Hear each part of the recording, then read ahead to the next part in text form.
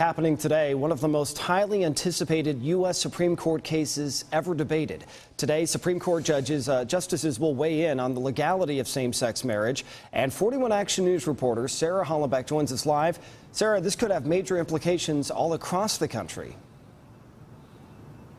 That's right, and we're already seeing a major shift in the way Americans feel. Back in October, you couldn't walk into a courtroom like this unless you lived in 1/3 of the states in the U.S. But now, today, you could walk into 36 courtrooms, or 36 states courtrooms, and be allowed to legally marry someone of the same sex. But what happens if you get married in one state and then you move to another state that has a ban on same-sex marriage? That's when things get really complicated in the U.S., and that's something that will be debated today in the Supreme Court. Right now, there is no guarantee the state that you're moving to will recognize your marriage, and that's one thing that the Supreme Court could change, making each and every state perform and recognize same-sex marriages. The big question today, does the constitutional right to marry apply to same-sex couples too? I do.